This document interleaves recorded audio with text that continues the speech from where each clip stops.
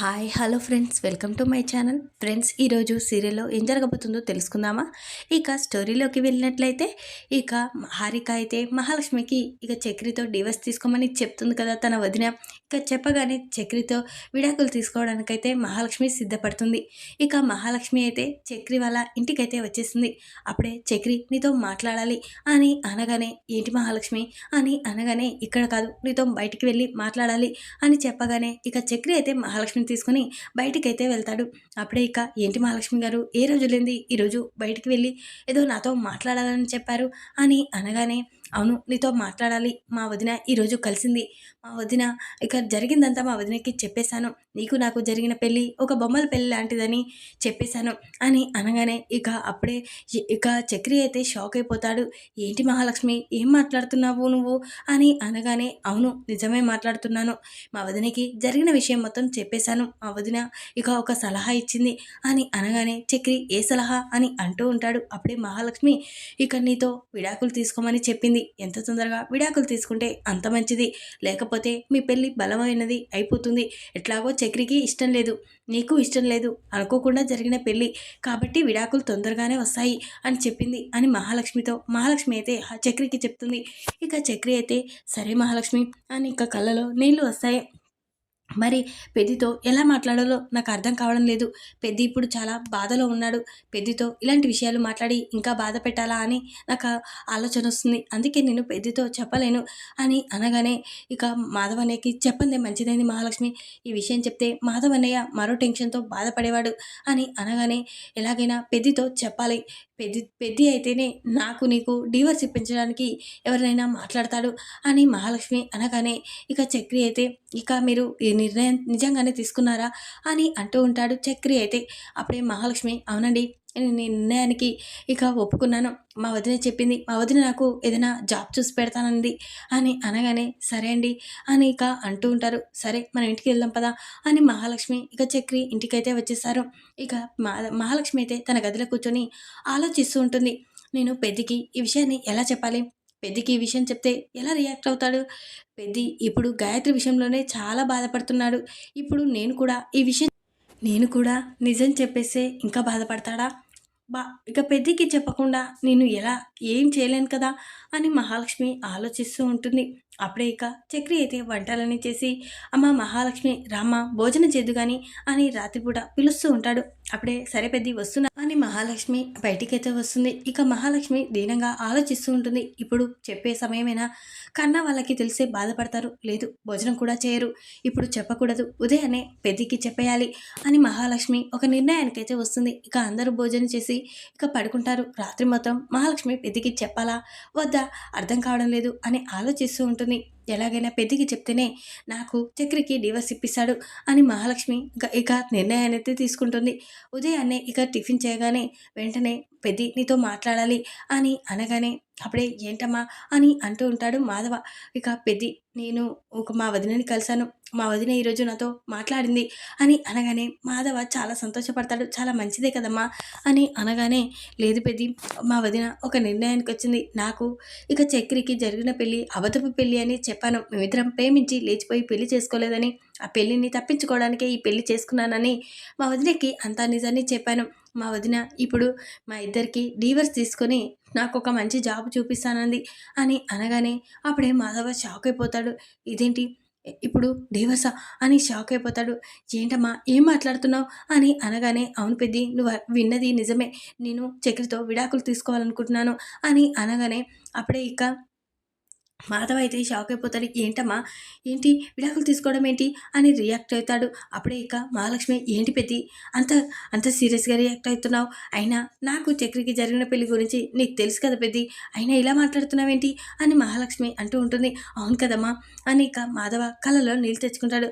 సరే అమ్మా, మీకు నేను హెల్ప్ చేస్తాను, నీకు చక్రికి విడాకులు నేను ఇప్పిస్తాను అని మాధవ అంటూ చాలా బాధపడతాడు. ఒరేయ్, నువ్వు అమ్మాయిని ప్రేమించావు, ఆ అమ్మాయి మాత్రం నేను ప్రేమించలేదురా, కానీ ఆ అమ్మాయి నీ నుండి దూరం అయిపోతుందని నాకు చాలా బాధగా ఉందిరా, ఆ అమ్మాయి నీతో డివోర్స్ తీసుకోవడానికి ఒప్పుకుంటుందిరా అని ఇక మాధవ, నా చేతులతో నేను ఇద్దరిని విడదీయాలా అని మాధవ కళ్ళలో నీళ్లు తిరుగుతాయి. అప్పుడే సరేమా, నువ్వు చెప్పినట్లే చేశాను అని మాధవ్ అయితే అంటాడు. ఇక మహాలక్ష్మి మాత్రం సంతోషంతో బయటికి బయటికి వస్తుంది. అప్పుడే ఇక అక్కడి నుంచి గాయత్రి వస్తుంది. అప్పుడే మహాలక్ష్మి దగ్గరికి వచ్చి ఇక గాయత్రి అయితే ఏడుస్తూ ఉంటుంది. నా పెళ్ళి జరిగిపోతుంది, ఇక నాకు మాధవ దూరం అయిపోతాడు, మా బావ అంటే నాకు ప్రాణం, కానీ బావకి ఇక బావని నేను చేసుకోలేకపోతున్నాను అని చాలా బాధపడుతూ ఉంటుంది. అప్పుడే నారాయణ వాళ్ళిద్దరూ అలా మాట్లాడుకోవడం చూస్తాడు. ఏంటే ఏంటే ఇక్కడికి వచ్చావు, నిన్ననే చెప్పాను నీకు ఇష్టమైతే ఇక్కడే ఉండిపోమని, ఎవరు ఏం చేస్తారో నేను చూసుకుంటానన్నాను, అయినా నువ్వు వాడంటే ప్రాణం, వాడంటే ఇష్టం ఇవన్నీ అంటావు, కానీ మీ వాళ్ళని వదులుకొని వచ్చి ఇక్కడ ఉండడానికి చేత కాదు, నీకు వాడంటే ప్రాణం అని అన్నావు, మరి వాడిని ఎలా వదులుకుంటావే, అయినా నువ్వు వాళ్ళ ఆ నిశ్చితార్థం చేసుకున్నావు కదా, ఇంకేంటే మళ్ళీ వస్తున్నావు, మళ్ళీ మళ్ళీ వచ్చి వాడిని బాధ పెడతావా అని నారాయణ అంటూ ఉంటాడు. అప్పుడే ఇక మా గాయత్రి అయితే ఏడుస్తూ ఉంటుంది. ఇక ఏంటే ఏడుస్తున్నావు, నేను నిన్ను తిట్టలేదు, నువ్వు నా కొడుకుని దూరం చేసుకోకు అంటున్నాను, వాడు ఎంత మంచివాడో నాకంటే ఎక్కువ నీకు తెలుసు, అలాంటిది వాడిని దూరం చేసుకొని ఎలా ఉంటావే, అయినా మీ వాళ్ళు చూసిన సంబంధం అంత మంచిదని నువ్వు అనుకుంటున్నావా, అయినా ఇక వాళ్ళు చూసిన సంబంధం ఎలాంటిదో నాకు తెలుసు, వాడు మీ అయ్య ఇక అక్కడ దుబాయ్లో ఏం చేస్తున్నాడో తెలీదు, వాడు తీసుకొచ్చిన సంబంధం నీకు జరిపించడం ఏంటి, నీ జీవితాన్ని నాశనం చేయాలని చూస్తున్నారేమో, ఒకసారి అర్థం చేసుకో, వీడినంటే మంచివాడిని మీ నాన్న తేలేడు అని అంటూ ఉంటాడు. నారాయణ అయితే అప్పుడే ఇక గాయత్రి, మావయ్య నన్ను క్షమించు మావయ్య, నేను ఇక ఆ పెళ్ళి చేసుకోక తప్పదు, మాధవ బావని వాళ్ళు ఏమైనా చేస్తారు, మీ ఇంటిని బాధ పెట్టడం నాకు ఇష్టం లేదు, అందుకే నేను చాలు ఇక ఈ కుటుంబంతో నాకు ఈ రుణబంధం చాలు అని ఇక అనుకున్నాను, అందుకే ఇక నేను దూరంగా వెళ్ళిపోవడానికి సిద్ధపడ్డాను, ఇక వాళ్ళు చూపించిన సంబంధాన్ని పెళ్లి చేసుకుంటాను అని ఇక గాయత్రి అక్కడి నుంచి ఏడ్చుకుంటూ వెళ్ళిపోతుంది. ఇక నారాయణ అయితే అక్కడే ఉండి చాలా బాధపడుతూ ఉంటాడు.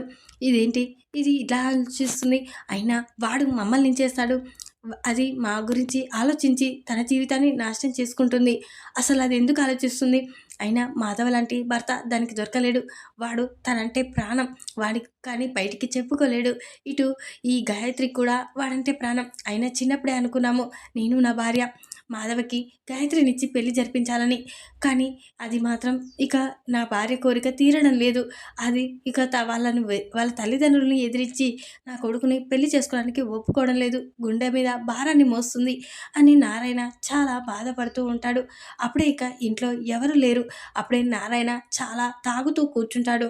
ఇక గాయత్రి కోసమే చాలా బాధపడుతూ, గాయత్రిని ఇంటి కోడలు చేసుకోవాలి అనుకున్నాను, మాధవ్కి తగిన భార్య, ఇక ఇంట్లో వాళ్ళందరినీ చాలా బాగా చూసుకుంటుంది అనుకున్నాను, కానీ నా భార్య కోరిక తీరకుండా పోతుంది, నా భార్యకి గాయత్రి అంటే ప్రాణం, గాయత్రిని ఇంటి కోడలుగా చేసుకోవాలనేది తన కోరిక, ఈ కోరిక నెరవేరడం లేదు, ఆ పురుషోత్తం గాడి వల్లే ఇదంతా జరిగింది, లేకపోతే ఇక ఈ ఇంటి కోడలుగా చేసుకునేవాడిని అని నారాయణ ఏడుస్తూ బాగా తాగేసి కింద పడిపోతాడు. అప్పుడే తలకి గాయమవుతుంది. అప్పుడే మహాలక్ష్మి అక్కడికి పరిగెత్తుకుంటూ వస్తుంది. ఏమైంది ఏమైంది అని లేపుతూ ఉంటుంది. అప్పుడే ఇక అమ్మ తాగానమ్మా, తలకి గాయమైందమ్మా అని అంటూ ఉంటాడు. పద హాస్పిటల్కి వెళ్దాం పద అని అనగానే, లేదమ్మా నాకు ఇలాంటివి చాలా తగులుతూనే ఉంటాయి, మానుతూనే ఉంటాయి, ఇక నా గుండెకి తగిలిన గాయం ఎప్పటికీ మానదు కదమ్మా అని అంటూ ఉంటాడు. నారాయణ అయితే ఏంటండి ఏం మాట్లాడుతున్నారు, ఈ తలకి బ్లడ్ వెళ్తుంది అని చెప్పగానే, లేదమ్మా ఈ రక్తమే బయటికి కనిపిస్తుంది, కానీ మనసులో ఉన్న బాధ ఎవరికి కనిపించదు కదా అని అనగానే మహాలక్ష్మి షాక్ అయిపోతుంది. ముందుగా పసుపు తెచ్చి పెడతాను ఆగండి అని ఇక మహాలక్ష్మి ఇక వంటగదిలోకి వెళ్ళి పసుపు తీసుకొచ్చి నారాయణ తలకి పెడుతుంది. అప్పుడే ఇక ఏంటండి ఇలా తాగడం ఏంటి అని ఇక అంటూ ఉంటుంది మహాలక్ష్మి అయితే. ఇంకేముందమ్మా, అంతా అయిపోయింది, నా భార్య కోరికని నేను తీర్చలేకపోతున్నాను అని అనగానే మహాలక్ష్మి షాక్ అయిపోతుంది. ఏంటండి ఏం మాట్లాడుతున్నారు, మీ భార్య కోరిక నువ్వు తీర్చలేకపోవడం ఏంటి అని అనగానే, అవునమ్మా ఇక గాయత్రి పెళ్ళి జరిగిపోతుంది, గాయత్రికి ఇక మాధవకి పెళ్ళి జరిపించాలన్నది నా భార్య కోరిక, వాళ్ళిద్దరూ చిన్నప్పటి నుంచి ఒక జంట పక్షుల్లా ఉండేవాళ్ళు, వాళ్ళు అలాగే ఎప్పటికీ ఉండాలి, విడిపోకూడదు అనుకున్నాము, కానీ అనుకోకుండా ఈ పురుషోత్తం వల్ల వాళ్ళు విడిపోయే రోజు వచ్చేసింది అని ఇక చాలా చాలా బాధపడుతూ ఉంటాడు. ఇక నా భార్య లక్ష్మి కోరిక తీరడం లేదు, నా భార్య లక్ష్మి ఇక ఎప్పటికీ ఇక మాధవ గాయత్రి సంతోషంగా ఈ ఇంట్లో ఇక గాయత్రి అడుగు పెట్టాలి అని అనుకునేది. ఇక చిన్నప్పటి నుంచి వాళ్ళిద్దరూ భార్యాభర్తలన్నట్టుగానే ఉండేది. కానీ ఈరోజు ఆ పురుషోత్తం అందరినీ విడదీశాడు. ఇక ఎప్పటికీ ఇది మానని పుండమ్మ అని ఇక నారాయణ అంటూ ఉంటాడు. అప్పుడు ఇక మహాలక్ష్మి అయితే అయినా మాధవ పెద్దికైతే ఇక గాయత్రి అంటే ఇష్టం. గాయత్రికి కూడా పెద్ది అంటే ఎనలేని ఇష్టం. అలాంటి ఇష్టాన్ని పోగొట్టుకొని ఎందుకో మరి గాయత్రి తన తల్లిదండ్రులు చెప్పిన సంబంధాన్ని పెళ్లి చేసుకుంటుంది. వాళ్ళని వద్దనుకొని ఇంటికి వచ్చేయొచ్చు కదా అని అంటూ ఉంటుంది. ఇక మహాలక్ష్మి అయితే లేదమ్మా, దానికి తెలుసు వాళ్ళు ఎలాంటి వాళ్ళనేది అంతా దానికి తెలుసు. ఇక ఈ ఇంటిని ఈ విధంగా చేసిందే వాళ్ళని కూడా తెలుసు.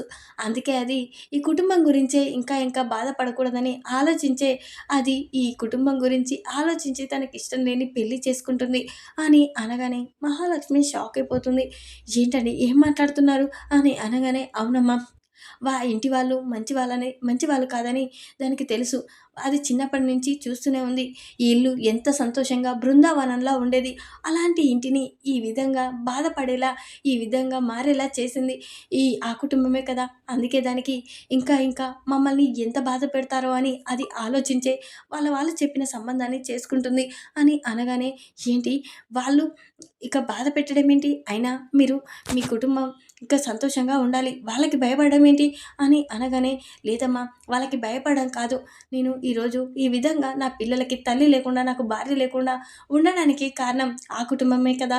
అని అనగానే మహాలక్ష్మి, ఏంటి ఆ కుటుంబం మీ భార్య లేకుండా అటు మాధవ పెద్దికి తల్లి లేకుండా చేయడం ఏంటి? అని అనగానే, అవునమ్మా, నేను చెప్పేది నిజం. నా భార్య ఈరోజు నాకు లేకుండా పోయింది. నా పిల్లలు చిన్న పిల్లలప్పుడే నా పిల్లలకి కూడా తల్లి లేకుండా దూరం చేశాడు ఆ మూర్ఖుడు అని చెప్పగానే మహాలక్ష్మి షాక్ అయిపోతుంది. ఏంటి ఏం మాట్లాడుతున్నారు? అయినా ఇక అందరూ నువ్వే నీ భార్యని హత్య చేశావని అన్నారు. కానీ నేను నిన్ను అడగాలనుకున్నాను. కానీ బాధపడతావని అడగలేదు. పెద్దిని అడిగాను. కానీ పెద్ది కూడా అదంతా అబద్ధమమ్మ. కానీ ఏం జరిగిందో మాకు తెలీదు. కానీ మా నాన్న మాత్రం అలాంటి తప్పు చేయడమ్మా అని చెప్పాడు. కానీ అసలు మీ భార్యని నువ్వే చంపావని అందరూ అనుకుంటే విన్నాను అని మహాలక్ష్మి అనగానే, లేదమ్మా, అదంతా వాడే ఇలా చేశాడు. నా భార్యని నేనెందుకు చంపుకుంటానమ్మా? నా పిల్లల్ని అనాథని ఎందుకు చేస్తానమ్మా? అని అనగానే, మరి నీ భార్య ఎలా చనిపోయింది అని మహాలక్ష్మి అంటూ ఉంటుంది. నా భార్య చనిపోవడానికి కారణం ఆ ప్రతాప్ గాడే. ఆ ప్రతాప్ గాడి వల్ల నా భార్య చనిపోయింది అని చెప్పగానే మహాలక్ష్మి షాక్ అయిపోతుంది. ఏంటండి ఏం మాట్లాడుతున్నారు? ఆ గాయత్రి వల్ల నాన్న ఇక మీ భార్యని చంపేయడం ఏంటి అని అనగానే, అవునమ్మా, నా భార్యని చంపేయడానికి కారణం వాడే. ఇక నా భార్య ఇక తాయారు ప్రాణ స్నేహితులు, వాళ్ళిద్దరూ కలిసి ఉండేవాళ్ళు. అలా వాళ్ళిద్దరూ కలిసి ఉండడం సమయంలో అప్పుడు నేను లక్ష్మిని ప్రేమించాను. లక్ష్మిని ఇక వెనక ముందు చూసుకోకుండా ప్రేమించాను. లక్ష్మిని డబ్బున్న వాళ్ళని తెలుసుకోలేకపోయాను. ఇక లక్ష్మిని వాళ్ళ కుటుంబం నుంచి ఇక ప్రేమించి దూరంగా తీసుకువచ్చి పెళ్లి చేసుకున్నాను. వాళ్ళ కుటుంబానికి దూరం చేశాను. ఇప్పుడు నా పిల్లలకి దూరం చేశాను. నా భార్యగా కూడా లక్ష్మి లేదు అని చెప్పగానే మహాలక్ష్మి షాక్ అయిపోతుంది. మరి తనని అతను చంపడానికి కారణం ఏంటి అని మహాలక్ష్మి అడగగానే అప్పుడే నారాయణ, అవును ఉందమ్మా కారణం, దాని మీద ఉన్న ఆస్తే. తన తల్లిదండ్రులు ఎప్పటికీ తన కూతురికి కొడుకుకి సమానంగా ఆస్తి ఉండాలని ఇక కూతురు పేరిట అటు కొడుకు పేరిట సగసగ ఆస్తి రాసేశారు. ఆ ఆస్తి గురించి ఆ ప్రతాప్ తెలుసుకున్నాడు. ఇక ఆ ప్రతాపు ఆ ఆస్తి మా సొంతం కాకూడదని, ఇక ఆ ఆస్తిని ఇక తన పేరిట ఉండకూడదని, ఆస్తి వాడు అనుభవించాలని, ఆ ఆస్తి కోసం నా భార్యని ఆ పేపర్ల మీద సైన్ చేయించుకొని ఆ తర్వాత నా భార్య అందరి ముందు ఆ ప్రతాప్ గురించి నిజాన్ని బయట పెడుతుందని, ఇక తను బ్రతకకూడదు అని ఆ ప్రతాప్ అయితే నా భార్య ప్రాణాలు తీశాడు. ఇక నేను తాగుబోతుని కదా, ఆ తాగుబోతు ఇక ఒక కారణమే అడ్డు పెట్టుకొని నా భార్యని నేనే చంపానని ఆ నింద అందరి ముందు నాపై వేశాడు. నేను ఆ రోజులో జైలు శిక్ష కూడా అనుభవించేలా చేశాడు. ఇక ఈ ఊళ్ళో ఇక్కడ మొత్తం అందరికీ తెలిసేలా నేనే నా భార్యని హత్య చేశానని అందరూ అనుకునేలా చేశాడు. దీనికి అందరికీ కారణం ఆ ప్రతాపమ్మ అని ఇక చెప్పగానే మహాలక్ష్మి షాక్ అయిపోతుంది. అంటే ఆ ప్రతాపు అంత మూర్ఖుడా? అంటే ఇప్పుడు గాయత్రి పెళ్లి కూడా డబ్బు కోసమే చేస్తున్నాడు అనుకుంటా. ఆయనే దుబాయ్లో ఏం చేశాడు అని మహాలక్ష్మి ఇక నారాయణని అడుగుతూ ఉంటుంది. అప్పుడే ఇక నారాయణ, అతను దుబాయ్లో చేసేదేమీ లేదమ్మా, వాడేదో డబ్బున్న ఆవిడని పట్టుకున్నాలే, ఇక ఆ డబ్బు మొత్తం లాగుతున్నాలే. ఇప్పుడు కూతుర్ని కూడా ఎవడో డబ్బున్నోడు ఇక డబ్బు ఇస్తానంటే ఖచ్చితంగా రెండో పెళ్ళైనా చేశాడు వాడు. అందుకే ఇక వాడు తొందరగా గాయత్రికి పెళ్లి జరిపిస్తున్నాడు అని అనగానే, ఏంటండి మీ మేనకోడలు కదా తను. తన పెళ్ళి తను ఎవరో ముక్కు తెలియని వాళ్ళతో జరిపించడం మీరు ఎలా చూసుకుంటూ ఉంటారు అని అనగానే, అందుకే కదమ్మా అది ఇక తనకి నా భార్యని చంపేసింది తన తండ్రి అన్న నిజం తెలుసు. కాబట్టి నా భార్యని చంపిన వాడు మమ్మల్ని కూడా చంపుతాడనే భయంతోనే ఇష్టం లేకపోయినా ఇక ఆ పెళ్ళిని ఒప్పుకుంది. ఈ కుటుంబాన్ని కాపాడడం కోసమే అది ఈ పెళ్ళిని ఒప్పుకుందమ్మా అని ఇక నిజమైతే మహాలక్ష్మికి అయితే చెప్తాడు. ఇక మహాలక్ష్మి అయితే ఆ ప్రతాప్కి అయితే బుద్ధి చెప్పి తగిన విధంగా బుద్ధి చెప్పి ఇక గాయత్రిని తీసుకొచ్చి మాధవకి పెళ్లి జరిపించేలా చేస్తుంది. ఇక ప్రతాప్కి జైలు శిక్ష అనుభవించేలా చేస్తుంది. ఈ లక్ష్మిని చంపేసింది ప్రతాపే అన్న సాక్ష్యాలతో నిరూపించబోతుంది. ఈ వీడియో కనుక మీకు నచ్చినట్లయితే లైక్ చేయండి. మరిన్ని వీడియోల కోసం ఛానల్ని సబ్స్క్రైబ్ చేసుకోండి ఫ్రెండ్స్. Thanks for watching.